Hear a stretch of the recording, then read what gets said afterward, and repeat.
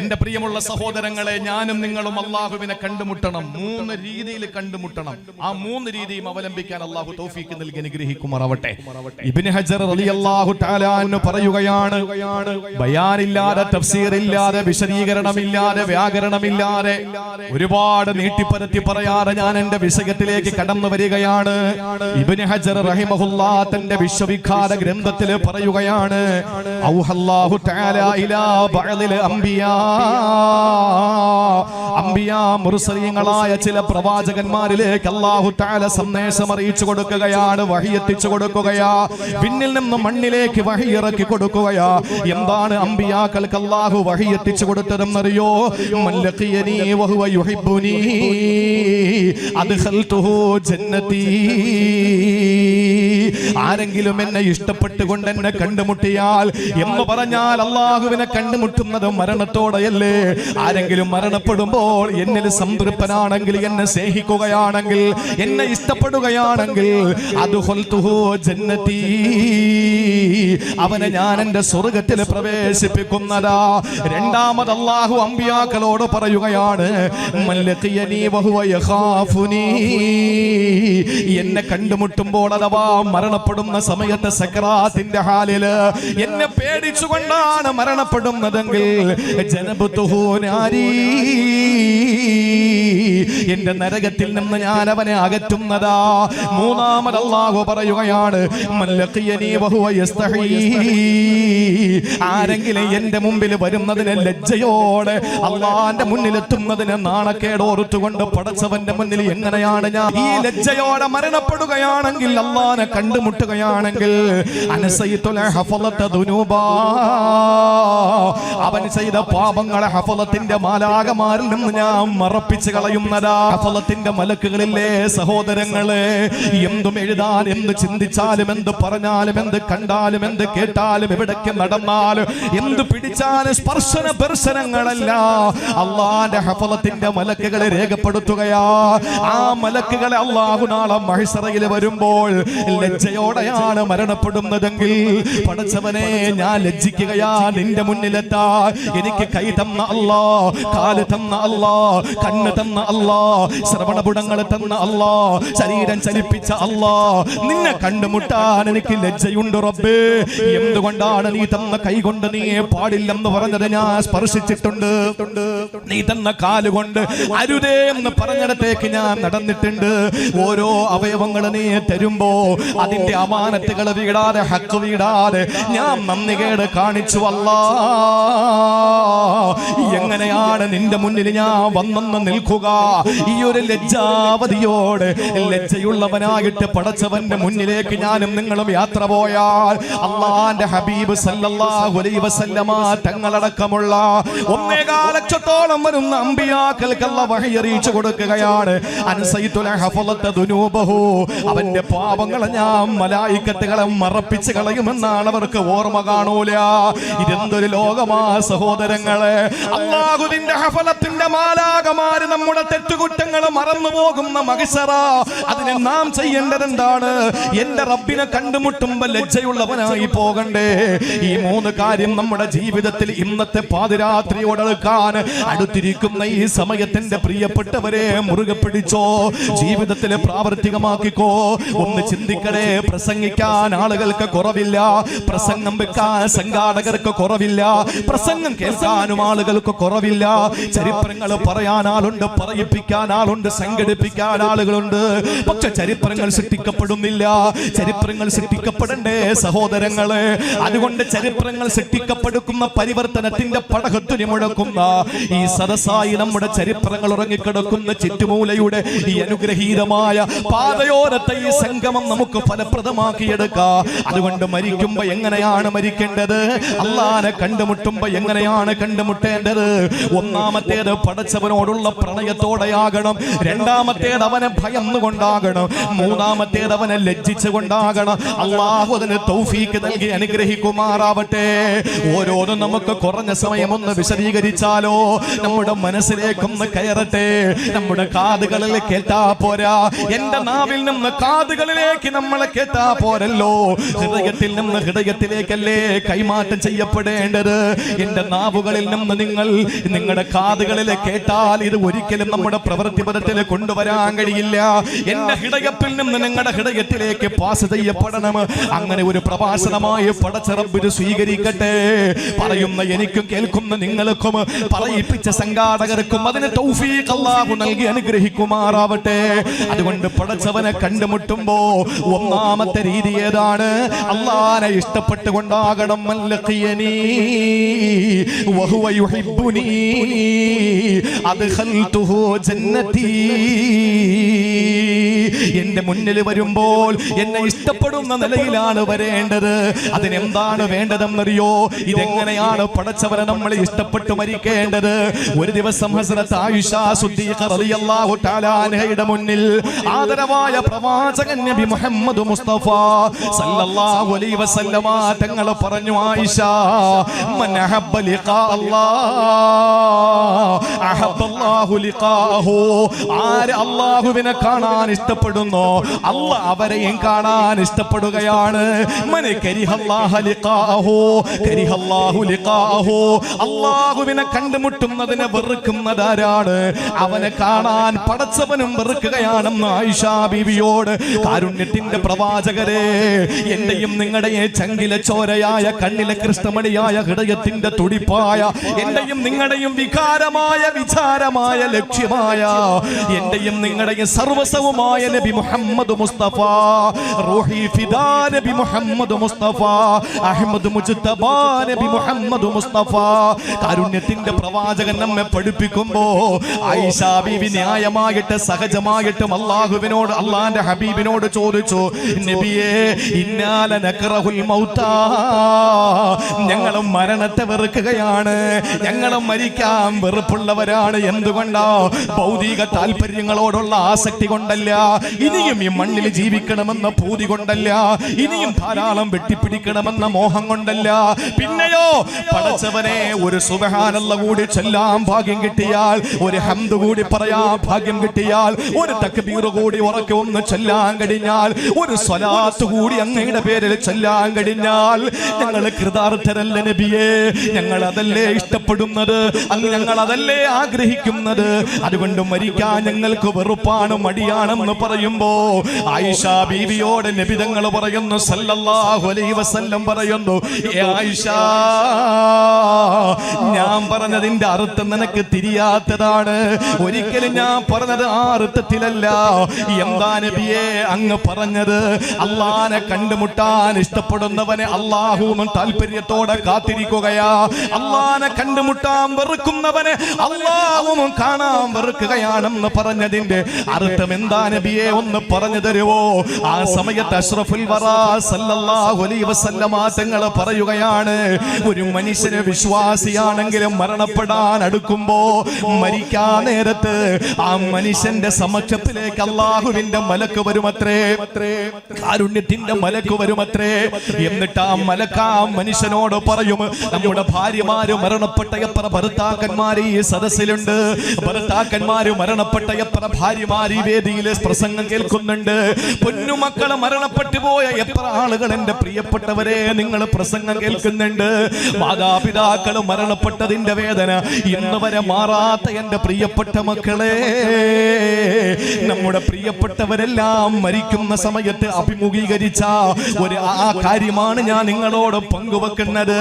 അല്ലാഹുവിന്റെ ഹബീബ് സല്ലല്ലാഹു അലൈഹി വസല്ലമ തങ്ങൾ പറയുകയാണ്, ഒരു വിശ്വാസി മരിക്കുന്ന സമയത്ത് അവന്റെ അടുക്കൽ റഹ്മത്തിന്റെ മലക്ക് വന്നിട്ട് പറയുമത്രേ, നിനക്ക് അല്ലാഹു തരുന്ന സ്വർഗത്തിന്റെ അനുഭൂതി ഇതാ, നിനക്ക് അല്ലാഹു തരുന്ന കാരുണ്യത്തിന്റെ പ്രവാചകൻ പറയുന്ന സ്വർഗത്തിന്റെ അനുഗ്രഹം ഇതാണ്, നിനക്ക് തരുന്ന സ്വർഗത്തിന്റെ സ്ഥാനം ഇതാണ്. ഇതെല്ലാം കാണിച്ചു കൊടുക്കുമ്പോ ആ മനുഷ്യൻ ആഗ്രഹിക്കുന്നു, റബ്ബേ ഒന്നും മരിച്ചെങ്കിലല്ല ഇതൊന്ന് കിട്ടാൻ റബ്ബേ നിന്നെ ഒന്ന് കാണാൻ എനിക്ക് വലിയ താല്പര്യമാണ്. ഇതൊക്കെ വിശ്വാസികൾക്ക് അല്ലാഹു കൊടുക്കുന്ന സമ്മാനമാണ്. അതുകൊണ്ടാണ് മരിക്കാൻ കിടക്കുന്നത് വിശ്വാസിയാണെങ്കിൽ ആ വിശ്വാസിയുടെ മുന്നിൽ ചെന്ന് മക്കളെ നിലവിളിച്ചാൽ ഒരിക്കലും ആ മക്കളുടെ നിലവിളി കേൾക്കാൻ മയ്യത്തിന് കഴിയില്ല. മയ്യത്താകാൻ പോകുന്ന സക്കറാത്തിന്റെ ഹാലിലുള്ള ആ മനുഷ്യൻ കേൾക്കുന്നില്ല. ആ മനുഷ്യനോട് വിളിക്കുന്നത് ആരായാലും ശരി, ഭാര്യയാണെങ്കിലും ശരി, മക്കളാണെങ്കിലും ശരി, മാതാവാണെങ്കിലും ശരി, പിതാവാണെങ്കിലും ശരി, ആരാണ് വിളിച്ചെങ്കിലും ആ മയ്യത്ത് അതൊന്നും ശ്രദ്ധിക്കില്ല. സക്കറാത്തിന്റെ ഹാലിലും മയ്യത്താകാൻ അടുത്തിരിക്കുന്ന ആ ഒരു സെക്കൻഡിന്റെ വ്യത്യാസത്തിൽ റൂഹ് പിടിച്ചുകൊണ്ടിരിക്കുന്ന സമയത്ത് ആര് നിലവിളിച്ചാലും അതിന് മറുപടി കൊടുക്കൂല. എന്തുകൊണ്ടാ? അവര് കാണുന്നത് പടച്ചവന്റെ സ്വർഗമാ. അള്ളാന്റെ സുഖലോലഭ സ്വർഗം ഇങ്ങനെ നേരിട്ട് കാണുകയാണ്. അത് അടുത്ത് നിൽക്കുന്ന ഭാര്യയ്ക്ക് കാണാൻ കഴിയൂല. അടുത്ത് നിൽക്കുന്ന പൊന്നുമക്കൾക്ക് കാല് തിരുമി കൊടുക്കുന്ന, മസാജ് ചെയ്തു കൊടുക്കുന്ന കണ്ണ് പാപ്പാന്റെ കണ്ണടയുന്നു എന്ന് നോക്കി നിൽക്കുന്ന മക്കൾക്കത് കാണാൻ പറ്റൂല. ആ മനുഷ്യൻ ഇങ്ങനെ കാണുന്നത് റബ്ബിന്റെ സ്വർഗമാണ്. പിന്നിൽ നിന്ന് ഭാര്യ വിളിക്കുന്നു, എന്റെ പ്രിയപ്പെട്ടവരെ, എന്റെ പ്രിയപ്പെട്ടവരെ. ആ വിളി കേൾക്കാൻ ഒരിക്കലും ആ മയ്യത്താകാൻ പോകുന്ന മനുഷ്യന് സാധ്യമല്ല. ആര് വിളിച്ചാലും അവന്റെ മനസ്സിലെന്താ? ഖൽഫി കരീമാത്തിനെ അലയ്യാ വബാക്കിയാ വഉമ്മി വഫീഹിന്ന ഉമ്മി സിദ്ദീഖി വഇത്റതി. ആരൊക്കെ നിലവിളിച്ചാലും പൊന്നുമക്കൾ നിലവിളിക്കുകയാ, വാപ്പായ വിളിക്കുകയാണ്. പക്ഷേ ആ വാപ്പ വിളിക്കുത്തരം കൊടുക്കുന്നില്ല. കാരണം എന്തെന്നറിയോ?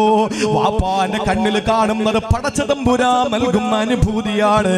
അതുകൊണ്ടാണ് ആ വിശ്വാസി മരണപ്പെടുന്ന സമയത്ത് അല്ലാഹുവിന്റെ മലക്ക് വന്ന് അവന്റെ സംതൃപ്തമായ അവസ്ഥകളെ കാണിച്ചു കൊടുക്കുമ്പോ എനിക്കത് എത്തിപ്പിടിക്കണമെന്ന മോഹത്തോടെ മരണപ്പെട്ടു പോകുന്ന അവസ്ഥ, അതാണ് അള്ളാന്റെ ഹബീബ് പറഞ്ഞത്.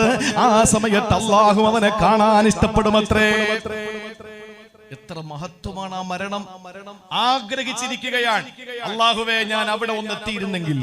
ഉസ്മാൻ ഇബ്നു അഫ്ഫാൻ റളിയല്ലാഹു തആല അൻഹു അതുകൊണ്ടാണ് മരിക്കാൻ നേരത്ത് വേണ്ട, എനിക്ക് വെള്ളം വേണ്ട എന്ന് പറഞ്ഞത്. ഉസ്മാൻ റളിയല്ലാഹു തആല അൻഹു നോമ്പുകാരനായിട്ടാണ് മരണപ്പെട്ടത്.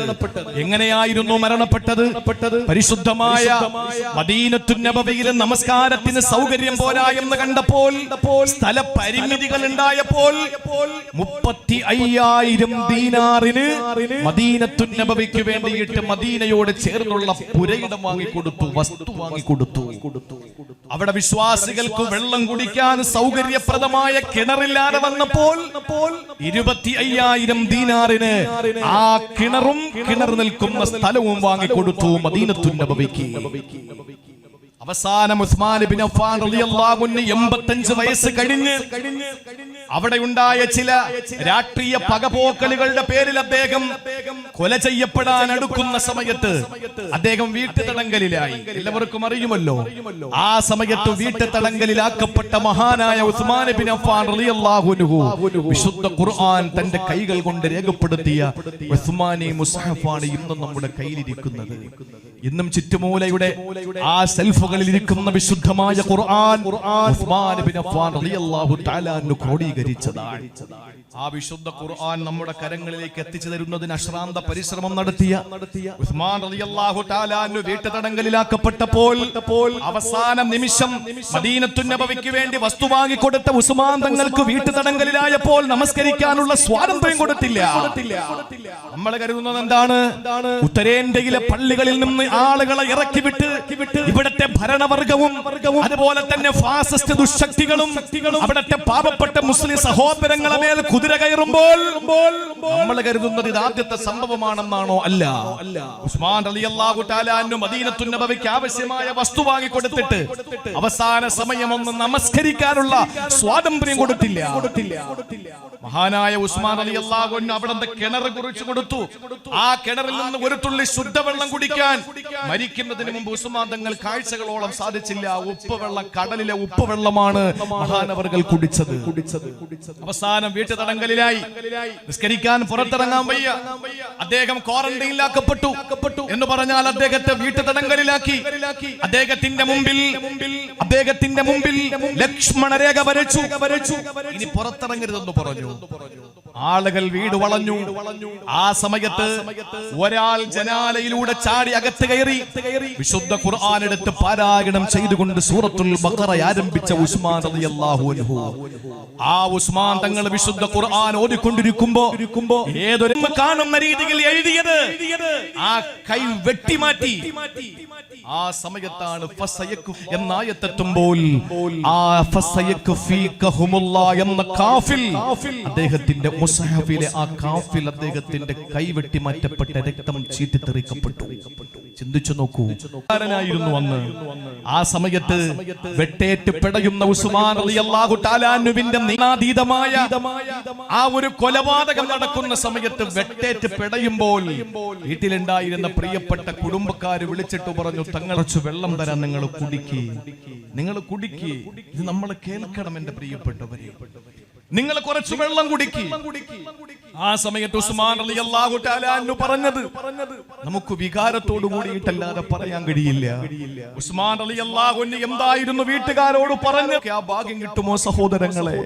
നമ്മുടെ പ്രിയപ്പെട്ട മുൻഗാമികൾ, മരണപ്പെട്ടു പോയ സാലിഹീങ്ങൾ, ബഹുമാനപ്പെട്ട നമ്മുടെ മൗലവി നഗറിൽ അടക്കം ചെയ്യപ്പെട്ട ബഹുമാനപ്പെട്ട യൂനുസ് ഉസ്താദിനെ പോലെ, നമ്മുടെ ഈ പള്ളിയിൽ മറമാട ചെയ്യപ്പെട്ട കോട്ടക്കര ഉസ്താദിനെ പോലെ, ഉമർകുട്ടി ഉസ്താദിനെ പോലെ, കുറച്ചപ്പുറത്തോട്ട് പോയാൽ തഴവ ഉസ്താദിനെ പോലെ, ഇനി മുന്നോട്ട് പോയാൽ റഈസുൽ ഉലമാ ശിഹാബുദ്ദീൻ ഉസ്താദിനെ പോലെ, വീണ്ടും വടക്കോട്ട് പോയാൽ അബ്ദുല്ലാ ഉസ്താദിനെ പോലെ നമ്മുടെ മഹത്തുക്കളായ ഗുരുനാഥർ മരണപ്പെടുമ്പോൾ അവരൊക്കെ ഒരുപക്ഷേ ഇതൊക്കെ അള്ളാഹുവിന്റെ അനുഗ്രഹങ്ങളുടെ ആ ജമിയത്തുൽ ഉലമയുടെ മണ്ണിൽ പണ്ഡിതന്മാരുടെ ഔലിയാക്കളുടെ പാദസ്പർശനം കൊണ്ട് പുളകിതമായ മണ്ണാണ് നമ്മുടെ മണ്ണ്. ഈ മണ്ണിൽ എന്റെ പ്രിയപ്പെട്ടവരെ മരണപ്പെട്ടു പോയ മഹത്തുക്കളൊക്കെ ആ രീതിയിലാകണം മരിച്ചിട്ടുള്ളത്. അല്ലാഹു അവർക്ക് ദറജ വർദ്ധിപ്പിച്ചു കൊടുക്കട്ടെ. മരണാസന്നനായി കിടന്നു വെട്ടേറ്റ് പിടയുന്ന തങ്ങളുടെ മുമ്പിൽ കുറച്ച് വെള്ളം തരാമെന്ന് പറഞ്ഞപ്പോ ആ സമയത്ത് ഉസ്മാൻ ഇബ്നു അഫ്ഫാൻ റളിയല്ലാഹു അൻഹു പറഞ്ഞതെന്തെന്നറിയോ? ഒരു ജനാല ചൂണ്ടിക്കാണിച്ചു കൊടുത്തിട്ട് പറയുകയാണ്, എന്റെ പ്രിയപ്പെട്ടവരെ, നിങ്ങൾ ആ ജനാലയിലേക്കൊന്ന് നോക്കൂ. ആ ജനാലയിലൂടെ എന്റെ ഹബീബ് എന്നെ നോക്കിയിട്ട് പറഞ്ഞു, ഇതാര് വെച്ചതാ? പടച്ചോൻ വെച്ചതല്ല, പടച്ചോന്റെ പുണ്യ പ്രവാചകനും വെച്ചതല്ല, അത് വെച്ചത് നമ്മളാണ്. എന്തിനെന്നറിയോ? ബാങ്ക് കേട്ടാൽ ഉടനെ ഇഖാമത്ത് കൊടുത്ത് നിസ്കരിക്കണം. അതിനു മുമ്പ് 2 റക്അത്ത് അല്ലെങ്കിൽ 4 റക്അത്ത് റവാത്തിബ് നിസ്കാരം, ഇതാണ് ടൈം. പിന്നെ നമ്മൾ 15 മിനിറ്റ് വെച്ചത് എന്തിനാണ്? ബാങ്ക് കേൾക്കുന്ന കവലകളിൽ നിൽക്കുന്ന ആളുകൾക്ക് ബാങ്ക് കേട്ട് പള്ളിയിൽ വരണം, അവർക്ക് അംഗസ്നാനം ചെയ്യണം, അവർക്ക് 2 റക്അത്ത് നിസ്കരിക്കണം. ആ സമയമാണ് 15 മിനിറ്റ്. അരമണിക്കൂർ വെച്ചത് എന്തിനാണ്? ബാങ്ക് കേട്ട് എഴുന്നേൽക്കുന്നവൻ എല്ലാവരും തഹജ്ജുദ് നിസ്കരിക്കണമെന്നില്ലല്ലോ. ഇനി അഥവാ നിസ്കരിച്ചാൽ തന്നെ തഹജ്ജുദ് നിസ്കാരം കഴിഞ്ഞ് വീട്ടിലിരിക്കുന്നവർക്ക് പള്ളിയിലെത്തണം. അതിനുവേണ്ട സൗകര്യമാണ് അരമണിക്കൂർ സുബഹിക്ക് കൊടുക്കുന്നത്. പ്രാഥമിക ആവശ്യങ്ങളൊക്കെ നിർവഹിക്കണ്ടേ? അതിന് നമ്മൾ വെച്ച ഏർപ്പാടാ. യഥാർത്ഥത്തിൽ ദീൻ പറയുന്നത് എന്താണ്? ഇതും ദീനല്ലെന്നല്ല ഞാൻ പറയുന്നത്. ബാങ്ക് കേട്ടാൽ ഉടനെ നമ്മുടെ നമസ്കാരം നിർവഹിക്കുക. മരിച്ചാൽ നമ്മൾ എന്താ ചെയ്യുന്നത്? മരണപ്പെട്ടാൽ ദിവസങ്ങളോളം മയ്യത്ത് വെക്കുക. അത് മയ്യത്തിനോട് കാണിക്കുന്ന ഏറ്റവും വലിയ ക്രൂരതയാണ്. അത് നാട്ടിലെ വിപ്ലവകരമായ ഒരു മാറ്റം ഉണ്ടാക്കാൻ ആരും ശ്രമിക്കരുത്. കാരണം അത് ഫിത്നയിലും ഫസാദിലും എത്തപ്പെടും. അവരവരുടെ വീടുകളിൽ മരണപ്പെടുന്നവരെ അടക്കാൻ അവരവരങ്ങ് തീരുമാനിച്ചാൽ റാഹത്താകും. അല്ലേ?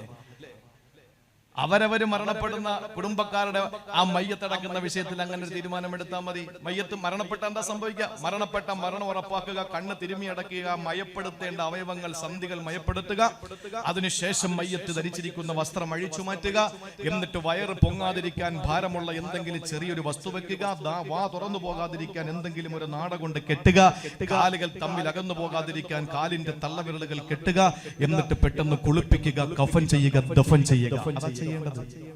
അതാണ് ഇസ്ലാമിക രീതി. പിന്നെ വെക്കുന്നത് എന്തിനാണ്? അമേരിക്കയിലുള്ള മകൻ വരട്ടെ, യൂറോപ്പിലുള്ള മോള് വരട്ടെ, ബഹ്റൈനിലുള്ള കൊച്ചാപ്പ വരട്ടെ, ജീവിച്ചിരിക്കുമ്പോൾ ആരെയും തിരിഞ്ഞു നോക്കുന്നവരാണോ ഇവര്? ആണോ? പച്ചവെള്ളം കൊടുക്കാത്ത ആളുകളെ മരിച്ചിട്ട് മണിക്കൂറുകളോളം കാത്തുകെട്ടി കിടക്കുന്ന ആ ഒരു ഗതികേടിലേക്ക് നമ്മൾ എത്തപ്പെട്ടു. മാറണം, ഇതൊക്കെ മാറണം. എന്റെ പ്രിയപ്പെട്ടവരെ, എല്ലാത്തിനും മാതൃക കാണിച്ചു കൊടുക്കുന്ന നമ്മളാകട്ടെ അതിലും മാതൃക.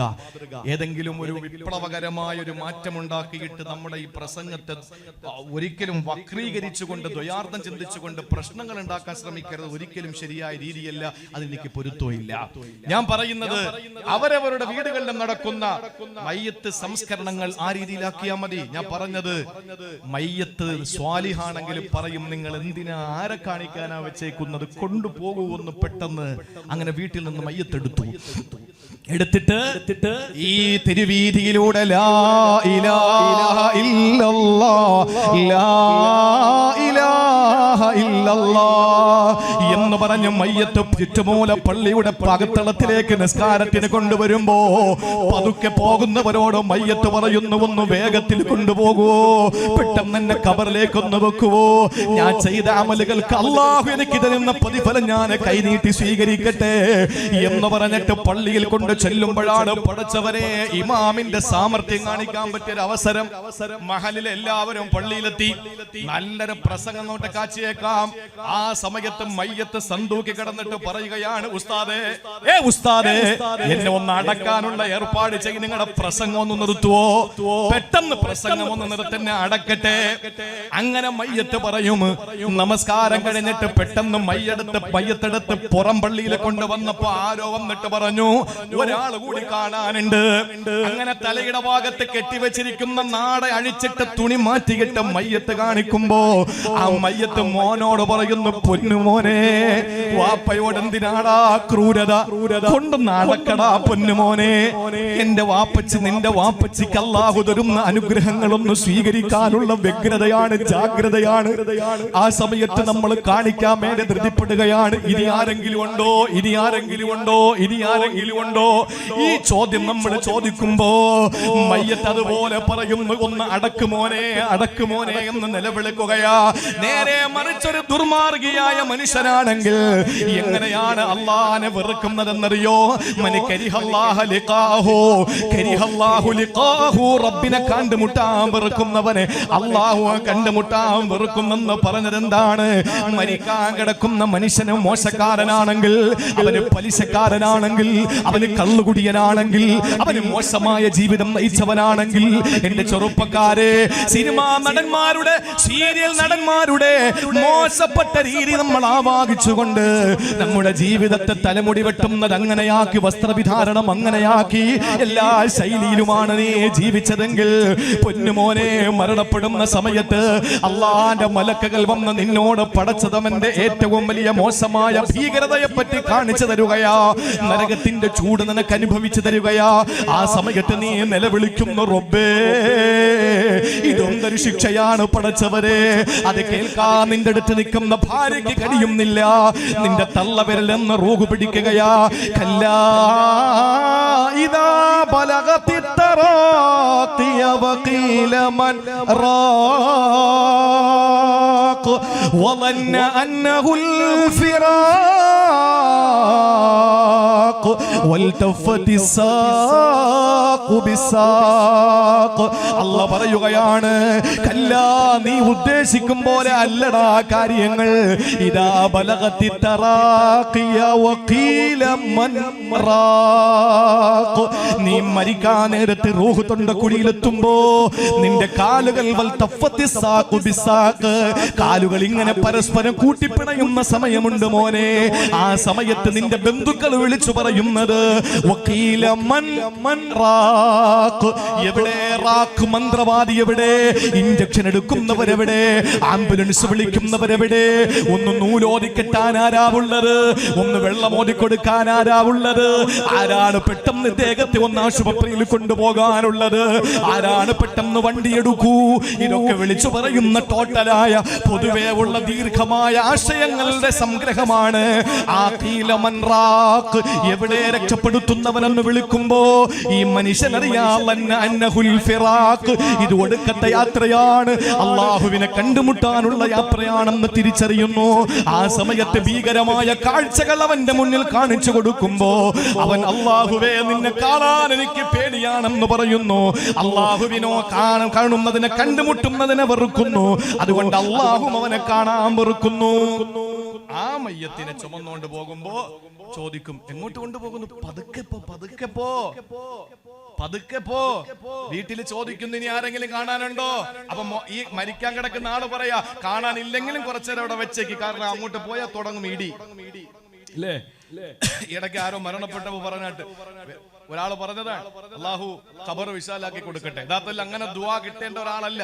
അപ്പൊ കാര്യം ചോദിച്ചവൻ പറഞ്ഞു, മലക്കുകൾക്ക് നല്ല വിശാലമായിട്ട് നിന്ന് ഇടിക്കാമല്ലോ എന്നാ. എന്റെ പ്രിയപ്പെട്ട സഹോദരങ്ങളെ, അവർക്ക് ഇടിക്കാനുള്ള സൗകര്യം നമ്മൾ ചെയ്ത് കൊടുക്കണ്ട. നമ്മൾ അവിടെ പോയാൽ അനുഭവിക്കുന്ന ദുരവസ്ഥകളെ പറ്റിയിട്ട് മോശം ആ ബോധ്യം വന്ന ഒരാള് വീണ്ടും ഒന്ന് പെൻഡിങ്ങിലാക്കാൻ വേണ്ടി ആഗ്രഹിക്കും.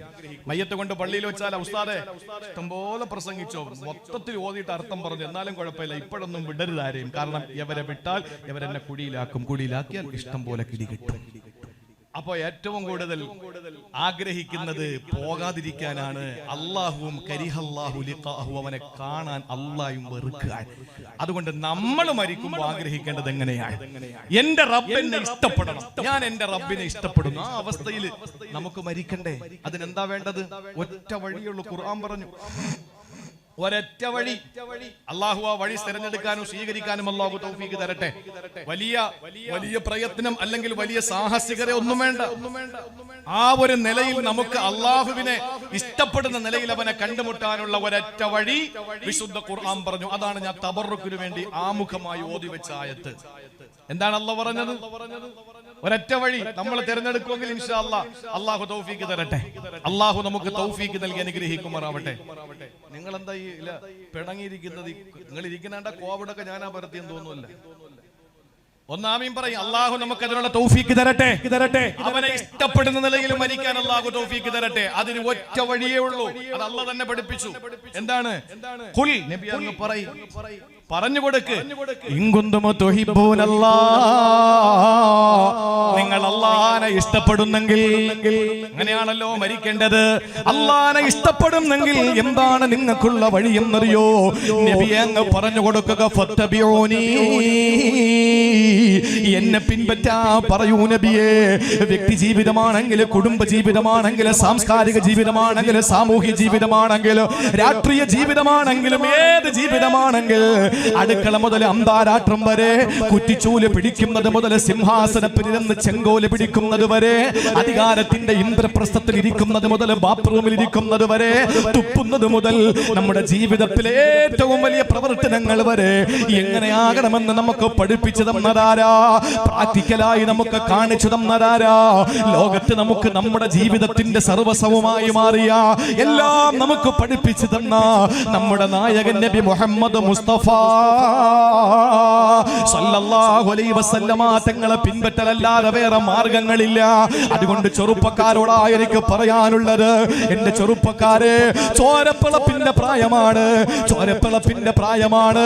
രക്തം ഇങ്ങനെ സിരകളിലൂടെ ചുടുനിണങ്ങൾ ഇങ്ങനെ തീവ്രമായ നിലയിൽ ഓടിക്കൊണ്ടിരിക്കുന്ന സമയമാ. നിങ്ങളുടെ തീവ്രത കാണിക്കേണ്ടത് ഇസ്ലാമിന്റെ സംസ്ഥാപനത്തിന് വേണ്ടിയാകട്ടെ. നിങ്ങളുടെ തീവ്രത കാണിക്കേണ്ടത് ഇസ്ലാമിന്റെ ഉന്നതിക്ക് വേണ്ടിയാകട്ടെ. എന്റെ ചെറുപ്പക്കാര് പാൻപരാഗിന് അടിമപ്പെട്ടു പോകല്ലേ, അതുപോലെ ഹാൻസിന് അടിമപ്പെട്ടു പോകല്ലേ, മദ്യത്തിനും മദ്യരാശിമാർക്കും അടിമപ്പെട്ടു പോകല്ലേ, അതുപോലെ തന്നെ ഒരിക്കലും നമ്മുടെ ജീവിതത്തിൽ പാടില്ലാത്ത പ്രവർത്തനങ്ങളെ കൊണ്ടുവരല്ലേ. ജീവിതത്തിൽ മുടിവെട്ടുന്നതിൽ പോലും ഹബീബായ നബി തങ്ങളെ മാതൃകയാക്കാൻ നമുക്ക് കഴിയണം. എന്റെ പ്രിയപ്പെട്ടവരെ, മുടിവെട്ടാതെ ഭ്രാന്തന്മാരെ പോലെ നടന്ന ഒരു മനുഷ്യനുണ്ടായിരുന്നു. അങ്ങനെ നിങ്ങൾക്കും വേണമെങ്കിലാകാം, പക്ഷെ ആ പേരിലാകണമെന്ന് മാത്രമേ ഉള്ളൂ. അല്ലാതെ ഫുട്ബോൾ താരത്തിന് താരത്തിന്റെ, വോളിബോൾ താരത്തിന്റെ, ക്രിക്കറ്റ് താരത്തിന്റെ, സീരിയൽ നടിമാരുടെ, നടന്മാരുടെ, സിനിമാ നടന്മാരുടെ മോഡലിൽ നിങ്ങൾ മുടി വെട്ടാതെ നിങ്ങൾ നടന്നാൽ, നിങ്ങൾ മറ്റുള്ള മോശമായ പ്രവർത്തനങ്ങളിലൂടെ നടന്ന പൊന്നുമോനെ, പടച്ചവനെ നിങ്ങൾക്ക് നല്ല പോലെ കാണാൻ പറ്റൂല. അന്ന് പ്രസംഗിക്കാൻ പ്രഭാഷകരുണ്ടാവൂല, സംഘടിപ്പിക്കാൻ സംഘാടകരുണ്ടാവൂല, നിങ്ങളെ സഹായിക്കാൻ ലോകപ്പരി ശക്തികളും വരൂല. അതുകൊണ്ട് നിങ്ങൾ ചെയ്യേണ്ടത് ഇപ്പൊ റസൂലുള്ളാഹിനെ പിൻപറ്റലാണ്. എവിടെയാണ് ഒരു സഹാബി, ആ സഹാബിയുടെ ശിരസിൽ റസൂലുള്ള ഇങ്ങനെ അങ്ങ് തലോടുകയുണ്ടായി. നബി തങ്ങൾ ശിരസിൽ ഇങ്ങനെ തലോടിയപ്പോൾ മഹാനായ അബൂ മഅ്ദൂർ റളിയല്ലാഹു അൻഹു അദ്ദേഹം പറഞ്ഞു, ഇല്ല, ഞാൻ എന്റെ റസൂൽ സ്പർശിച്ച മുടി ഇനി വെട്ടൂല, എന്റെ ഹബീബ് സ്പർശിച്ച രോമം ഇനി ഞാൻ മുറിച്ചു കളയൂല. കാരണം എന്റെ ഹബീബ് തൊട്ട ഭാഗങ്ങൾ സ്വർഗത്തിലല്ലേ പോകുന്നത്, ഒരിക്കലും നരകത്തിൽ പോകൂലല്ലോ. അതുകൊണ്ട് ഞാൻ ഇനി മുടി വെട്ടൂല എന്ന് പറഞ്ഞ് മുടി ഭ്രാന്തന്മാരെ പോലെ നീട്ടി വളർത്തിയ അബൂ മഅ്ദൂർ റളിയല്ലാഹു തആല പ്രണയത്തിന്റെ പേരില, പിൻപറ്റലിന്റെ പേരില. അതുകൊണ്ട് പ്രിയപ്പെട്ടവരെ, നമുക്ക് പിൻപറ്റാം. എന്റെ സഹോദരിമാരോട് ഞാൻ പറയുകയാ, നിങ്ങൾക്കും റസൂലുള്ളാഹിയിലെ മാതൃകയുണ്ട്. ഒരു പെണ്ണായ സഹജമായി നിങ്ങൾക്കൊരു സംശയമുണ്ടാകാം, ഒരു സ്ത്രീയായ എനിക്ക് എങ്ങനെയാണ് എന്റെ ഹബീബിൽ മാതൃക വരുന്നത്, ഒരു പെണ്ണായ എനിക്ക് എങ്ങനെയാണ് എന്റെ റസൂലിൽ മാതൃക വരുന്നത്. അതുകൊണ്ടാണ് ആയിഷ ബീബി റളിയല്ലാഹു അൻഹയുടെ പ്രായം മുതൽ അങ്ങ് സഫിയ റളിയല്ലാഹു അൻഹയുടെ, സൗദ റളിയല്ലാഹു അൻഹയുടെ പ്രായം വരെയുള്ള വ്യത്യസ്തമായ പ്രായത്തിലുള്ള നിരവധി ഭാര്യമാരെ അല്ലാഹുവിന്റെ ഹബീബ് വിവാഹം കഴിച്ചത് എന്തിന്റെ പേരിലാ? ഇന്ന് പാശ്ചാത്യം പറയുന്നത് പോലെ റസൂലുള്ള സ്ത്രീലംബടനായത് കൊണ്ടല്ല. വിവരദോഷികളായ പാശ്ചാത്യന്റെ കറുത്ത വെള്ള പേപ്പറിലെ കറുത്ത മഷികൾ കൊണ്ട് എഴുതപ്പെട്ട, കറുത്ത കരങ്ങൾ പ്രവർത്തിച്ച, കറുത്ത ഹൃദയമുള്ള പാശ്ചാത്യന്റെ എഴുത്ത് എന്റെ ഹബീബ് സ്ത്രീലംബടനാണെന്ന് എഴുതി പിടിപ്പിച്ചപ്പോ കേരളത്തിൽ തന്നെ പല പ്രമുഖന്മാരും റസൂലുള്ളാഹിനെ ആക്ഷേപിക്കുമ്പോ അവരൊക്കെ ആക്ഷേപിച്ചോട്ടെ. നാളെ ഒരു സമയത്ത് അവരുടെ വായിലൂടെ അശ്ഹദു അല്ലാ ഇലാഹ ഇല്ലല്ലാഹ് അശ്ഹദു അന്ന മുഹമ്മദർ റസൂലുള്ളാഹ് എന്ന വിശുദ്ധമായ ഷഹാദത്തിന്റെ വാചകങ്ങൾ വരുമെന്നുള്ളതിൽ സംശയമില്ല എന്ന് കളിയാക്കിയവര് അല്ലാഹുവിന്റെ ഹബീബിനെ വാരിപ്പുണർന്നവരാ. ഈ ബോണ്ടട്ടിലിയെ പോലെ, ഹീദർ മാത്യൂസിനെ പോലെ, കേസീസ് ക്ലേയെ പോലെ, അതുപോലെ യൂസുഫുൽ ഇസ്ലാമിനെ പോലെ അദ്ദേഹം കാച്ചീവനായിരുന്നല്ലോ. കമലാസുര എന്ന മാധവിക്കുട്ടിയെ പോലെ ഇസ്ലാമിനെ വാരിപ്പുണർന്ന എത്ര ആയിരക്കണക്കിന് ബിഷക്കരന്മാരാ, ചിന്തകന്മാരാ, എഴുത്തുകാരാ, കവികളാ, തത്വജ്ഞാനികളാ, ഇവരെല്ലാം ഹബീബിനെ വിമർശിച്ചവരായിരുന്നല്ലോ. ഫിത്ന എന്ന സിനിമ ഇറക്കിയിട്ട് അതിന് വെള്ളവും വളവും കൊടുത്തിട്ട് അല്ലാഹുവിന്റെ ഹബീബിനെ പറ്റി മോശമായി എഴുതിയ ആള്. പ്രതികരണങ്ങൾ ഉണ്ടായപ്പോൾ, പ്രതിഷേധങ്ങൾ ഇങ്ങനെ വന്നപ്പോൾ എന്തുകൊണ്ട് ഇങ്ങനെ പ്രതിഷേധിക്കുന്നു എന്ന് ചിന്തിച്ചോ. ആ സമയത്ത് റസൂലുള്ളാഹിനെ പറ്റി പഠിക്കാൻ തീരുമാനിച്ചു. അങ്ങനെ റസൂലുള്ളാഹിനെ പറ്റി പഠിച്ചപ്പോൾ അറിയാതെ അവർ പറഞ്ഞു പോയി, അശ്ഹദു അല്ലാ ഇലാഹ ഇല്ലല്ലാഹ് വഅശ്ഹദു അന്ന മുഹമ്മദർ റസൂലുള്ളാഹ്. എന്നിട്ട് അദ്ദേഹത്തിന്റെ വികാരം അടങ്ങുന്നില്ല. ഹൃദയം ഇങ്ങനെ പടയ്ക്കുകയാ, നെഞ്ചകം ഇങ്ങനെ തുടിക്കുകയാ. അദ്ദേഹം ഇവിടെ നിന്ന് കയറി എങ്ങോട്ടാ? ഹബീബായ നബി കിടക്കുന്ന മദീനത്തുൻ നബവിയിലെ ഖുബ്ബത്തുൽ ഖളറാഇന്റെ മുന്നിൽ ചെന്നിട്ട് പറഞ്ഞു, യാ റസൂലല്ലാഹ് ഖുദ് ബിയദി യാ ഹബീബല്ലാഹ് ഖുദ് ബിയദി, എന്റെ കൈയൊന്ന് പിടിക്കൂ നബിയേ, എന്ന് ഒന്ന് ചേർത്ത് നിർത്തു നബിയേ എന്ന് പറഞ്ഞിട്ട് അല്ലാഹുവിന്റെ ഹബീബിന്റെ മുമ്പിൽ ചെന്ന് ഹബീബായ നബി തങ്ങളോട് നേരിട്ട് സലാം ചൊല്ലിയിട്ട് അല്ലാഹുവിന്റെ ഹബീബിനോട് പൊരുത്തം ചോദിച്ചിട്ട് മടങ്ങി വന്നു. പള്ളികളുടെ മിനാരങ്ങളൊക്കെ വലിയ പ്രശ്നമാണെന്ന് പറഞ്ഞു നടക്കുന്ന ആളുകള് അവസാനം ഇന്ന് ഇസ്ലാമിലേക്ക് വന്നിട്ട് ഇന്ത്യ രാജ്യത്തെ, അല്ലെങ്കിൽ പാശ്ചാത്യ ലോകത്തെ, അല്ലെങ്കിൽ ലോകത്തിലെ ഏറ്റവും വലിയ മിനാരമുള്ള പള്ളി വെച്ച് കൊടുക്കാൻ നടക്കുകയാ. ഇസ്ലാമിനെതിരെ എന്തെല്ലാം ആക്ഷേപങ്ങൾ പറഞ്ഞിട്ടുള്ളവരും ആക്ഷേപങ്ങൾ തെറ്റായിരുന്നു എന്ന് സമ്മതിച്ചിട്ട് ഇസ്ലാമിനെ വാരിപ്പുണർന്ന ചരിത്രം ഇന്നലെ സാക്ഷിയാ, വർത്തമാനകാല സാക്ഷിയാ, ഇൻഷാ അല്ലാഹ് ഭാവിയും സാക്ഷിയാ. ഞാൻ പറഞ്ഞു വന്നത്, നബി തങ്ങളുടെ പ്രിയപ്പെട്ട ഭാര്യമാരെ പറ്റി വിമർശിക്കുന്നവരോട്, ആക്ഷേപിക്കുന്നവരോട് പറയാനുള്ളത് എന്തുകൊണ്ടെന്നറിയോ? എന്റെ റസൂലുള്ള പ്രായം കുറഞ്ഞ ആയിഷയെ വിവാഹം കഴിച്ചതെന്തിനാ? പ്രായം കൂടിയ സൗദയെ വിവാഹം കഴിച്ചതെന്തിനാ? വേറൊന്നിനുമല്ല. ഓരോ പ്രായത്തിലുള്ള സ്ത്രീകൾക്ക് ആ പ്രായത്തിലുള്ള സ്ത്രീകളാകുന്ന ഉമ്മഹാത്തുൽ മുഅ്മിനീങ്ങളാകുന്ന മഹിളാരത്നങ്ങളുടെ പാരമ്പര്യം അത് ജീവിതത്തിൽ പ്രാവർത്തികമാക്കാൻ വേണ്ടിയായിരുന്നു. അങ്ങനെയാണ് വിവിധ പ്രായത്തിലുള്ള ഭാര്യമാരെ വിവാഹം കഴിച്ചത്. അവരുടെ ചാപല്യങ്ങൾ, അവരുടെ വികാരങ്ങൾ, അവരുടെ വിചാരങ്ങൾ, ഇതെല്ലാം ഇന്നത്തെ ഉമ്മത്തിലെ സ്ത്രീകൾക്ക് മാതൃകയാണ്. ആ മാതൃകയാകാൻ വേണ്ടിയിട്ടാണ് പല രീതിയിലുള്ള പല പ്രായത്തിലുള്ള സ്ത്രീകളെ വിവാഹം കഴിച്ചത്. അത് സമ്മതിക്കുന്നുണ്ട് ഇന്ന് ലോകം. നിങ്ങൾ ആലോചിച്ചു നോക്കൂ എന്റെ പ്രിയപ്പെട്ടവരെ, നമുക്ക് നമ്മുടെ ഹബീബിനെ പിൻപറ്റാം. ഫത്തബിഊനി, നമ്മുടെ ഹബീബിനെ പിൻപറ്റുക. ഞാൻ ദീർഘമായി പ്രസംഗിക്കുന്നില്ല. അള്ളാഹു നമുക്ക് ചിന്തിക്കാനുള്ള തൗഫീക്ക് നൽകി അനുഗ്രഹിക്കുമാറാവട്ടെ. ഇനി ആകെ നമുക്ക് അനുവദിച്ചിട്ടുള്ള 3/4 മണിക്കൂറാ. അതിനിടയിൽ ദുആയും നടക്കണം, ബാക്കി കാര്യവും പറയണം. അള്ളാഹു നമ്മുടെ ജീവിതം നന്നാക്കി തരട്ടെ. അള്ളാഹു നമ്മുടെ ജീവിതം നന്നാക്കി തരട്ടെ. ദുആക്ക് ഇജാബത്തുള്ള മണ്ണാണ്, ദുആക്ക് ഇജാബത്തുള്ള നാടാണ്.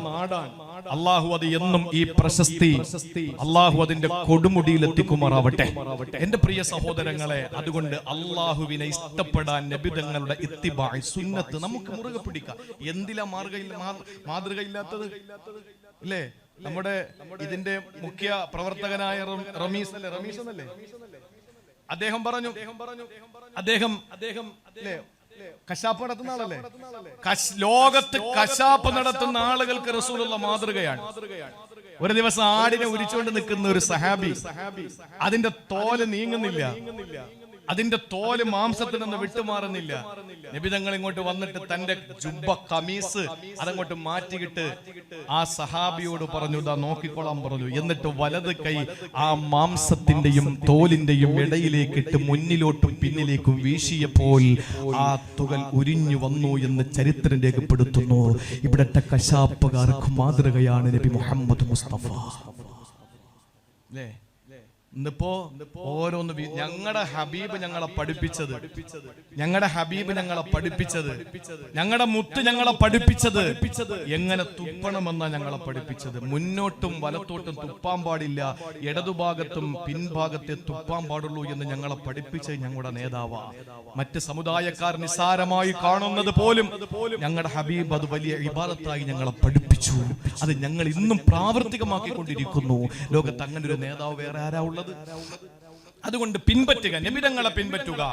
ആ നബിതങ്ങളെ പിൻപറ്റിയാൽ അള്ളാഹുവിനോടുള്ള ഇഷ്ടം നമുക്കുണ്ടാകും. അള്ളാഹു അതിന് തൗഫീക്ക് നൽകി അനുഗ്രഹിക്കുമാറാവട്ടെ. അതുകൊണ്ട് ഒരു ദുആ എന്റെ പ്രിയപ്പെട്ട രക്ഷകർത്താക്കൾക്ക്, നിങ്ങളുടെ ഭക്ഷണം തന്ന് നിങ്ങളുടെ പൈസ തന്ന് ഞാൻ ആദ്യമായിട്ട് ഞാൻ തുറന്നു പറയുന്ന ആളാണ്. എനിക്ക് അതിന്റെ പേരിൽ എന്തൊക്കെ തകർന്നാലും എന്തൊക്കെ എനിക്കതൊരു പ്രശ്നമില്ല. അത് ഞാൻ അഹങ്കാരത്തോടെ പറയുന്നതല്ല. എന്തോ ഞാൻ അങ്ങനെ ആയിപ്പോയി. ഞാൻ ആദ്യമായി ആസാദ് സാറിനൊക്കെ അറിയാം, ഞാൻ ആദ്യമായി 500-ന്റെ ഒരു നോട്ട് കാണുന്നത് ചിറ്റുമൂലയിൽ വന്നിട്ടാണ്. ഞാൻ അത്രയും വലിയ ദാരിദ്ര്യത്തിൽ നിന്നാണ് അൽഹംദുലില്ലാഹ് ഇവിടെ എത്തിച്ചേർന്നത്. എന്നോട് എപ്പോഴും പറയും, വാഹിദക്കായും ഒക്കെ ഒരുപാട് പേര് പറയുമായിരുന്നു വീട് വെക്കണം. അന്ന് എന്റെ വീട് കണ്ടിട്ട് എന്റെ നാട്ടുകാരായ ചിറ്റുമൂലക്കാർ കരഞ്ഞിട്ടുണ്ട്, എന്നോട് പറഞ്ഞിട്ടുണ്ട് നിനക്കൊരു വീട് വേണം മോനെ എന്ന്. അന്നൊക്കെ എനിക്ക് ഇപ്പോഴും ഓർമ്മയുണ്ട്. അന്ന് ഉസ്താദ് കാണാതെ ഞാനൊരു മൊബൈൽ ഉപയോഗിക്കുമായിരുന്നു. അത് പിന്നീട് പലരും ഉസ്താദിനോട് പറഞ്ഞപ്പോൾ ഉസ്താദ് പറഞ്ഞു, ഞാൻ പലപ്പോഴും അറിഞ്ഞിട്ടുണ്ട്, കമ്മിറ്റിക്കാർ തന്നെ എന്നോട് പറഞ്ഞിട്ടുണ്ട് നിന്റെ മൊബൈൽ ഉണ്ട്, പിന്നെ ഞാൻ നിന്നെ പറയാത്തതാന്ന് പറഞ്ഞു. ആ സമയത്തും എന്നോട് കാവില് വായിതൊക്കെ പറഞ്ഞിട്ടുണ്ട്, ഇന്ന് നീ ഒരു മിസ് കോൾ അടിച്ചാൽ മതി, ഞാൻ വിളിച്ചോളാം, പിന്നെ നീ എന്നെ വിളിക്കുന്നൊരു കാലം വരും, അന്ന് വിളിച്ചാൽ മതി എന്ന് പറഞ്ഞു. ഇല്ലേ? വളരെ ശരിയാണ്. ഞാൻ പറയുന്നത് എന്റെ പ്രിയപ്പെട്ട സഹോദരങ്ങളെ, അള്ളാഹു ഈ നിലയിൽ എത്തിച്ചു തന്നു. എനിക്ക് ആദ്യമായി ഞാൻ നല്ല ഭക്ഷണം കഴിച്ചത് ഈ മണ്ണിൽ വന്നതിന് ശേഷമാണ്. അതിനു മുമ്പ് ഞാൻ പഠിച്ചെടുത്തൊക്കെ നല്ല ഭക്ഷണം കിട്ടി. പക്ഷേ അന്നൊക്കെയും ഞാൻ എന്റെ പ്രായക്കുറവും അതുപോലെ തന്നെ പല രീതിയിലുള്ള ഒരു പിന്നെ ഒരു അകൽച്ചയും അല്ലെങ്കിൽ ഒരു മടിയുമൊക്കെ ആയിരുന്നു. ഞാൻ ചടയമംഗലത്തതിന് മുമ്പ് പഠിക്കുമ്പോൾ അബ്ദുൽ ലത്തീഫ് സാറും ഷംസ് സാർ എന്നൊക്കെ പറയുന്ന 2 അധ്യാപകരുടെ വീട്ടിലാണ് ഞാൻ ഭക്ഷണം കഴിച്ചത്. എന്നെ വലിയ ജീവനായിരുന്നു അവർക്ക്. കഴിഞ്ഞ 2-3 ദിവസം മുമ്പ് ഞാനൊരു പരിപാടിക്ക് പോകുമ്പോൾ ആ വീടുകളിൽ പോവുകയും ചെയ്തു. എന്റെ പ്രിയപ്പെട്ടവരെ, നല്ല നിലയിൽ നിങ്ങളൊക്കെ സഹായിച്ചിട്ടുണ്ട്. ഞാൻ പറയുന്നു, നിങ്ങളുടെ ഭക്ഷണം കൊണ്ട്, നിങ്ങൾ തന്ന സൗകര്യം കൊണ്ട് ഞാൻ പഠിച്ചെങ്കിൽ നിങ്ങൾക്ക് ഞാൻ പഠിച്ചതിൽ നിന്നൊരു ദുആ നിങ്ങൾക്ക് ഞാൻ പറഞ്ഞു തരാം. നിങ്ങൾ എഴുതി പഠിക്കും. നിങ്ങൾ എത്ര ഉലമാക്കളുണ്ട് ഈ നാട്ടില്, ആ ഉലമാക്കളിൽ നിന്ന് എഴുതി പഠിക്കണം ഒരൊറ്റ ദുആ. ആ ദുആ നിങ്ങൾ ഏത് സമയത്തെയും നിങ്ങളുടെ ദുആയിൽ അത് ഉൾപ്പെടുത്തണം. സഹോദരിമാരെ, എഴുതി പഠിക്കണം. അത് ഇത് ലൈവ് പിന്നീടായാലും നിങ്ങൾക്ക് കിട്ടുമല്ലോ. ആ ദുആ നിങ്ങൾ എഴുതി പഠിക്കണം. ഈ തുർമുദി റഹിമഹുല്ല റിപ്പോർട്ട് ചെയ്ത ഹദീസിലാണ് ആ ദുആ പഠിപ്പിച്ചത്. ചെറിയൊരു ദുആയാണ്. അല്ലാഹുവിന്റെ റസൂല് പറയുകയാണ് എപ്പോഴും ദുആ ചെയ്യുമായിരുന്നു. എന്താണ് ദുആ ചെയ്യുന്നത്? അല്ലാഹുമ്മ ഇന്നി അസ്അലുക ഹുബ്ബക വഹുബ്ബ മൻ യുഹിബ്ബുക വഹുബ്ബ അമലി യുഖർരിബു ഇലാ ഹുബ്ബിക. ഈ ദുആ പഠിക്കുക. എന്താണ് ദുആ?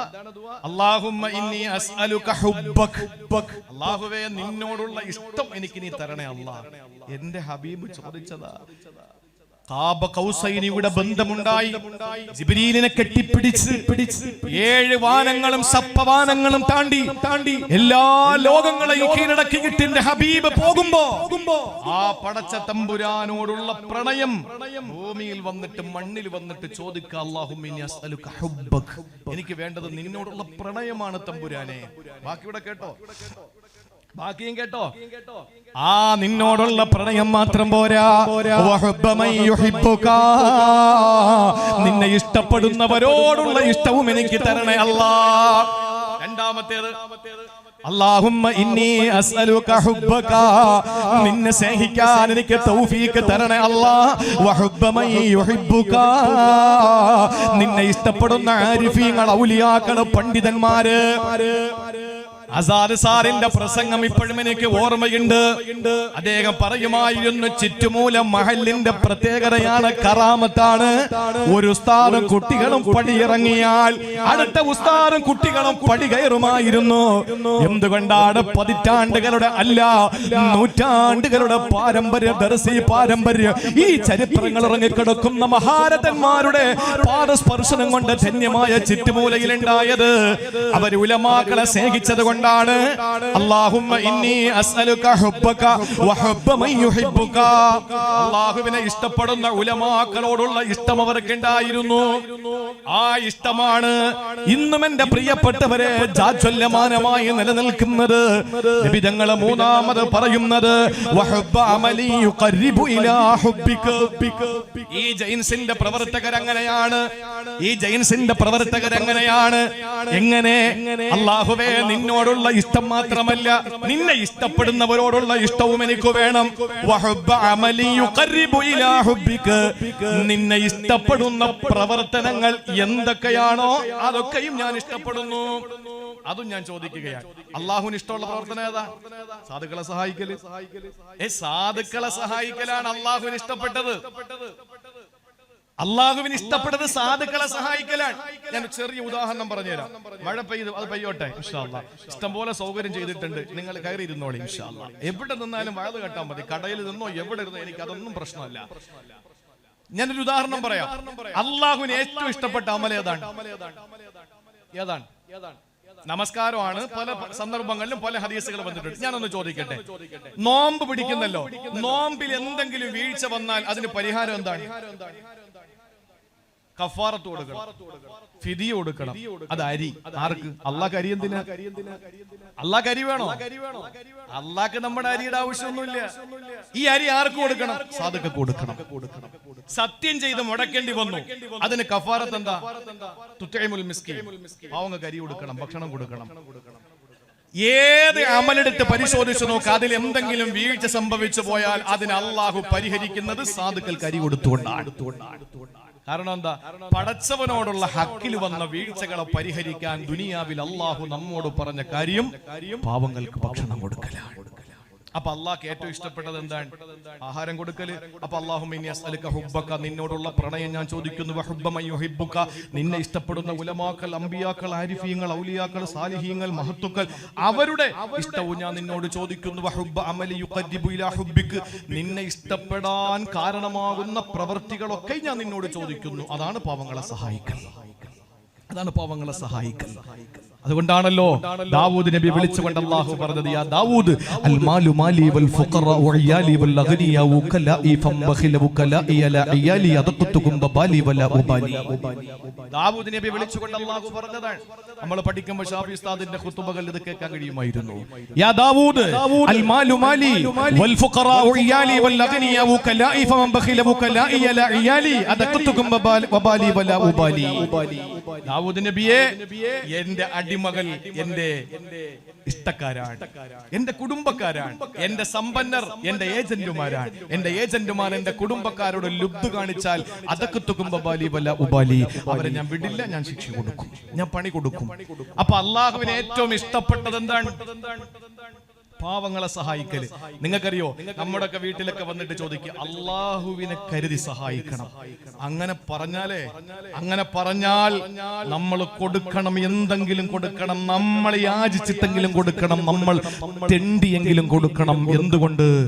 അള്ളാഹുവിനെ മുൻനിർത്തി നമ്മളോട് ചോദിച്ചാൽ ഈ സംഘാടകർ ഈ ഒരു മഹത്തായ സംരംഭത്തിന് ഈ കാണുന്ന രീതിയിൽ ഇങ്ങനെ ഒരു സംരംഭം ഉണ്ടാക്കുന്നത് ഒരു പക്ഷേ ഈ നാട്ടിൽ ഏതെങ്കിലും പാവപ്പെട്ടവർ അങ്ങനെ ചോദിച്ചിട്ടുണ്ടാകാം.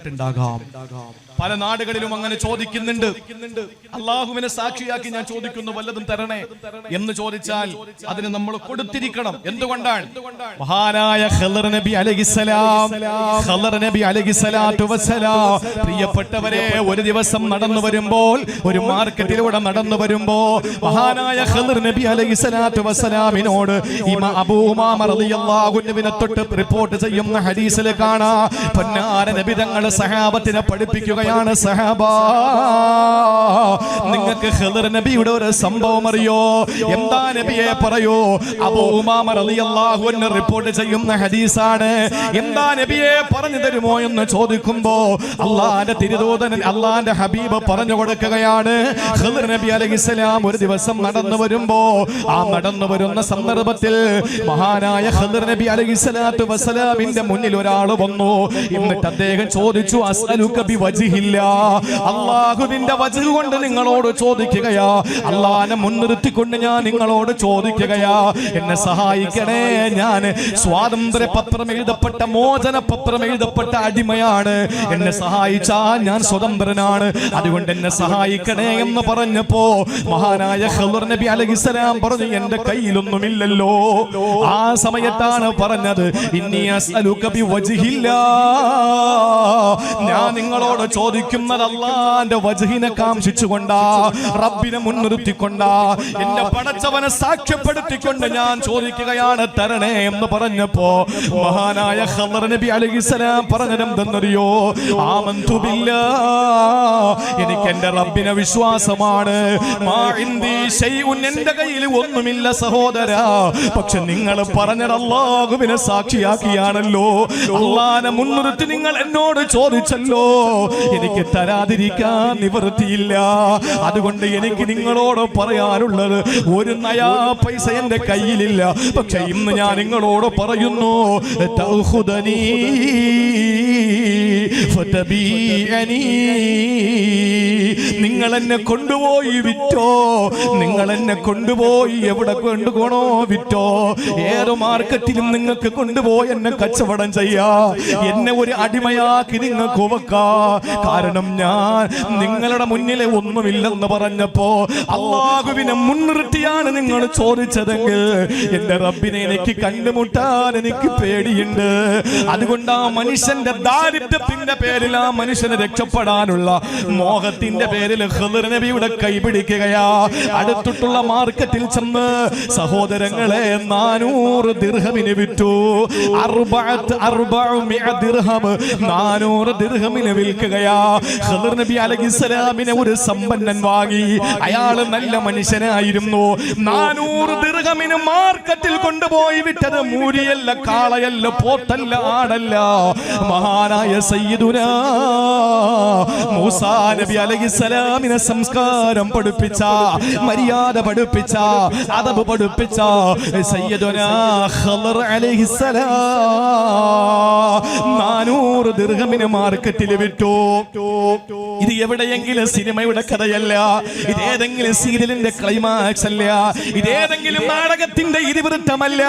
പ്രിയപ്പെട്ടവരെ, അബൂ ഉമാമയെ തൊട്ട് റിപ്പോർട്ട് ചെയ്ത, ഇന്നേ വരെ സത്യത്തിന്റെ ലാഞ്ചനാദരങ്ങളിലും നടന്നു വീണിട്ടില്ലാത്ത ആമിനയുടെ പൊന്നുമോനെ, അബ്ദുള്ളയുടെ തങ്കക്കുടമേ, നമ്മുടെ വികാരമേ, നമ്മുടെ രോമാഞ്ചമേ, നബിയുൽ ഹറമൈനി ഇമാമുൽ ഖിബ്ലതൈനി റൂഹി ഫിദാ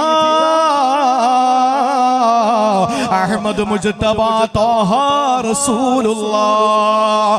ഒരിക്കലും കളവ് പറയാത്ത നബി മുഹമ്മദ് മുസ്തഫ, അബൂജഹൽ പോലും സമ്മതിച്ച സത്യസന്ധനായ നബി മുഹമ്മദ് മുസ്തഫ. അതുകൊണ്ട് പ്രവാചക പ്രഭു പറഞ്ഞാല് കള്ളമില്ല, കാപട്യമില്ല. ആ പ്രവാചകം പഠിപ്പിച്ചു. ഖിദർ നബി അലൈഹിസ്സലാമിനെ 400 ദിർഹമിന് വിറ്റു. അങ്ങനെ വിറ്റ് വാങ്ങിയ ആള് വീട്ടിൽ കൊണ്ടുപോയി ജോലിയൊന്നും ചെയ്യിപ്പിച്ചില്ല. ചോദിച്ചു, ഖിദർ നബി എന്നെ ജോലി ചെയ്യിപ്പിക്കാത്തതെന്താ? നിങ്ങൾ പ്രായമുള്ള മനുഷ്യനല്ലേ, കണ്ടാ തന്നെ പക്വതയുള്ള നല്ല മനുഷ്യനാണ്, നിങ്ങളെ എങ്ങനെയാണ് ഞാൻ ജോലി ചെയ്യിപ്പിക്കുക? ഇല്ല, നിങ്ങൾ എന്നെ വില കൊടുത്തു വാങ്ങിയതാണ്, നിങ്ങൾ എന്നെ ജോലി ചെയ്യിപ്പിക്കണമെന്ന് പറഞ്ഞു. അവസാനം അവിടെ കിടക്കുന്ന കല്ലുകൾ നീക്കാൻ വേണ്ടി പറഞ്ഞു. അറിയുമോ, 6 പേര് പിടിച്ചാൽ പൊങ്ങാത്ത പാറ മഹാനായ ഖിദർ നബി അലൈഹിസ്സലാം ഒറ്റക്കെടുത്ത് മാറ്റുകയാ. അങ്ങനെ അത്ഭുതപ്പെട്ട മനുഷ്യൻ കുറെ നേരം നോക്കിയിരുന്നു. എന്തോ ഒരു അത്ഭുത സിദ്ധിയുള്ള മനുഷ്യനാണെന്ന് ആ യജമാനൻ തീരുമാനിച്ചു, ചിന്തിച്ചു. കുറെ ദിവസങ്ങൾ കഴിഞ്ഞപ്പോൾ അദ്ദേഹത്തിന് പുറത്തേക്ക് പോകേണ്ട ആവശ്യം വന്നു. ചോദിച്ചു, എനിക്ക് എന്തെങ്കിലും ജോലി തന്നിട്ട് പോകുമോ? നിങ്ങൾക്ക് എന്ത് ജോലി തരാനാ? എന്ത് തന്നാലും ഞാനത് അനുസരിച്ചോളാ. ആ സമയത്ത് മഹാനായ ഖിദർ നബി അലൈഹിസ്സലാമിന് കൊടുത്ത ജോലി എന്തെന്നറിയോ? ആ കല്ലുകളെടുത്ത് നിങ്ങൾ ഇവിടെ കൊണ്ടുവന്ന് അടുക്കി വെക്കുവോ? ഒന്ന് ക്ലിയർ ആക്കി വെക്കുമോ? സഹോദരങ്ങളെ, ചോദിച്ചു, എന്തിനാണ് വീട് നിർമ്മിക്കാനാ? ആ മനുഷ്യൻ 6 ദിവസങ്ങൾ യാത്ര പോയി. 6 ദിവസങ്ങൾ കഴിഞ്ഞ് മടങ്ങി വന്നപ്പോ സുബ്ഹാനല്ലാഹ്, മനോഹരമായ ഒരു കെട്ടിടം നിർമ്മിച്ച് വെച്ചിരിക്കുകയാ. അല്ലാഹുവിന്റെ സഹായമല്ലേ, പടച്ചവന്റെ സഹായമുണ്ടെങ്കിൽ നമ്മൾ വേറെ ആരെയാ ഭയക്കുക? സഹോദരങ്ങളെ, നല്ല ഒരു വീട് നിർമ്മിച്ചപ്പോൾ ആ വീട് നിർമ്മാണം കഴിഞ്ഞപ്പോ അത്ഭുതം തോന്നിയിട്ട് സംഭീതനായി, പരിഭ്രമചിത്തനായി, വിഷാദ വിഷണനായി, വ്യാകുല വിഹോലനായി ആ യജമാനൻ ചോദിച്ചു, ഇതെങ്ങനെ സംഭവിച്ചു? അതൊക്കെ ഞാൻ അങ്ങ് ചെയ്തു എന്ന് പറഞ്ഞപ്പോൾ ആ യജമാനൻ ചോദിച്ചു, നിങ്ങളാരാ? അപ്പോൾ ഖിദർ നബി പറഞ്ഞു, അതിവിടെ ഒരിക്കലും ഇവിടെ അതിന്റെ പ്രസക്തി ഇല്ലല്ലോ, അതിവിടെ പ്രസക്തമല്ലല്ലോ. അല്ല, എനിക്കറിയണം നിങ്ങളാരാ. അത് ഞാൻ പറയൂല. ആ സമയത്ത് ആ മനുഷ്യൻ ചോദിക്കുന്നു, അസ്അലുക ബിവജ്ഹില്ലാ, പടച്ചവനെ മുൻനിർത്തി ചോദിക്കുന്നു, നിങ്ങൾ ആരെന്ന് പറ. വീണ്ടും ആ വാക്കങ്ങ് കേട്ടപ്പോ ഖിദർ നബി അലൈഹിസ്സലാം പറഞ്ഞത്, വവജ്ഹുല്ലാഹി ഔഖഅനി ഫിൽ ഉബൂദിയ്യ, ഇതേ വജ്ഹുള്ളയാണ് എന്നെ അടിമയാക്കിയത്. ഇതേ പടച്ചവന്റെ വജ്ഹ് കൊണ്ട് ചോദിച്ചപ്പോഴാ ഞാൻ അടിമയായത്. ആ വജ്ഹ് കൊണ്ട് നിങ്ങൾ വീണ്ടും ചോദിച്ചിരിക്കുന്നു. എനിക്ക് പറയാതിരിക്കാൻ നിവർത്തിയില്ല. അന ഖദർ, ഞാനാണ് ഖദർ. ആ സമയത്ത് അത്ഭുതം തോന്നി അദ്ദേഹം പറഞ്ഞു, മാപ്പാക്കണേ, മാപ്പാക്കണേ, ഞാൻ ആളറിഞ്ഞില്ല, എനിക്ക് പുറത്തു തരണേ എന്ന് പറഞ്ഞ് ഖിദർ നബിയെ പറഞ്ഞു വിട്ടു. ഒരു നിമിഷം ഒന്ന് ചിന്തിക്കുക, എത്ര പാവങ്ങളാ നമ്മുടെ മുമ്പിൽ വന്നിട്ട് അല്ലാഹുവിനെ സാക്ഷിയാക്കി ചോദിച്ചത്. ഒരു നേരത്തെ ഭക്ഷണത്തിന് വേണ്ടി ചോദിച്ചത്. ഒരു നേരത്തെ ഭക്ഷണം നന്നായിട്ട് കഴിക്കാൻ കഴിയാത്തവര്, ഒരു മരുന്ന് വാങ്ങി തിന്നാൻ കഴിയാത്തവര്, ഒരു നാണം മറയ്ക്കാൻ ഒരു ഡ്രസ് എടുക്കാൻ കഴിയാത്തവര്, എത്ര പേര് നമ്മുടെ കൈയിൽ മുമ്പിൽ വീട്ടിൽ മുമ്പ് വന്ന് ചോദിച്ചു. ഇതൊക്കെ ഉണ്ടായിട്ട് എന്ത് നേടാനാ? ഇതൊക്കെ ഒരുപാട് സ്വരൂപിച്ചു വെച്ചിട്ട് എന്ത് നമുക്ക് നേടാനാ? കോടീശ്വരന്മാര്, കോടിപതികൾ, ലക്ഷപ്രഭുക്കളൊക്കെ ജീവിച്ചത് ഏതാനും കൊല്ലങ്ങൾ നമ്മൾ കണ്ടില്ലേ? വെറും പാവപ്പെട്ടവനായി ജീവിച്ചല്ലോ. ഒരു നേരത്തെ ഭക്ഷണം കഴിക്കാൻ വകയില്ലാതെ കഷ്ടപ്പെട്ടില്ലേ സഹോദരങ്ങള്? ഒരു സെക്കൻഡ് മതി പ്രിയപ്പെട്ടവരെ, ഒരു സെക്കൻഡ് മതി നമുക്ക് അല്ലാഹു നമ്മുടെ സമ്പത്ത് തിരിച്ചെടുക്കാൻ. അത് തിരിച്ചെടുക്കാതിരിക്കണോ?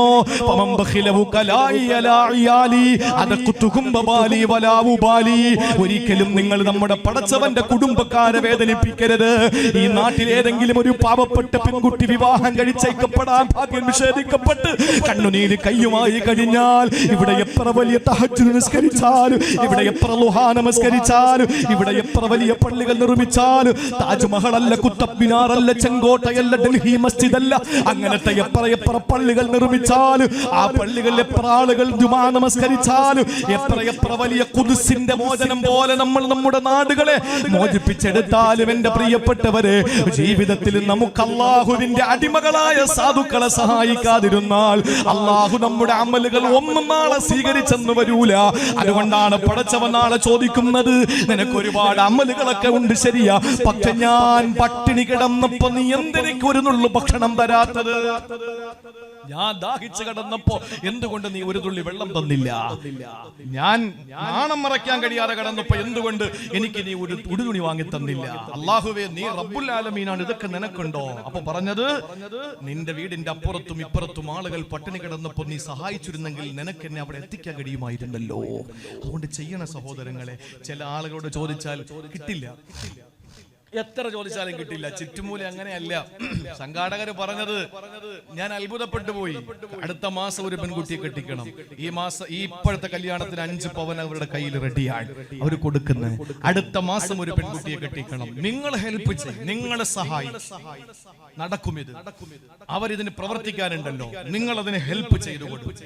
ചില ആളുകളുടെ ചോദിച്ചാൽ കിട്ടൂല, എത്ര ചോദിച്ചാലും കിട്ടില്ല. വലാ തറജ സമാഹത മിൻ ബഖീലി ഫമാ ഫിന്നാരി ലില്ലമാനി മാ. ലുബ്ധന്മാരോട് ചോദിച്ചാൽ കിട്ടില്ല. ലുബ്ധനിൽ നിന്നും ഔദാര്യം കൊതിക്കല്ലേ, അഗ്നിയിൽ ദാഹാർത്തനില്ല പാനം എന്ന് പറഞ്ഞാൽ നമുക്ക് തീയിൽ നിന്നൊരിക്കലും ദാഹശമനത്തിനുള്ള പാനീയം കിട്ടൂല എന്നതുപോലെ ലുബ്ധന്മാരോട് ചോദിച്ചാൽ ഒന്നും കിട്ടൂല.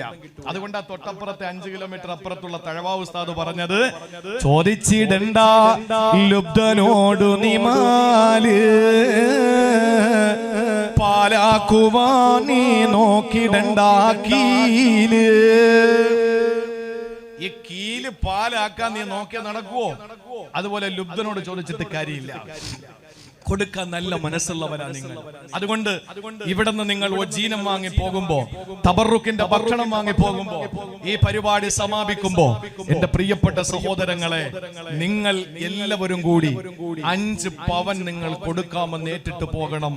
അടുത്ത മാസം 10-ാം തീയതി നടക്കുന്ന വിവാഹത്തിൽ ഇൻഷാ അല്ലാഹ്. അന്ന് 9-ാം തീയതി പ്രിയപ്പെട്ട നൗഷാദ് ബാക്കവി പ്രസംഗിക്കും നിങ്ങളോട്. 10-ാം തീയതി വിനീതൻ വെള്ളിയാഴ്ച ഉണ്ടാവും. അള്ളാഹു തൗഫീഖ് നൽകട്ടെ. അതുകൊണ്ട് നിങ്ങൾ എന്റെ പ്രിയപ്പെട്ട സഹോദരങ്ങളെ, നിങ്ങൾ തരണം. നിങ്ങളുടെ മുന്നിൽ കൈനീട്ടി വാങ്ങിക്കൊടുത്താൽ നാളെ ഒരാളുടെ മുന്നിലും എന്റെ കാര്യത്തിനു വേണ്ടി കൈനീട്ടേണ്ടി വരില്ല എന്ന വിശ്വാസമുള്ളവനാണ് ഞാൻ. അള്ളാഹു തൗഫീഖ് നൽകി അനുഗ്രഹിക്കുമാറാവട്ടെ. അതുകൊണ്ട് കൊടുക്കണം. നമ്മൾ അള്ളാഹുവിന്റെ ഇഷ്ടക്കാരായി, അള്ളാഹുവിന്റെ ഇഷ്ടക്കാരായി, സ്നേഹഭാചനങ്ങളായി നമ്മൾ മാറണം.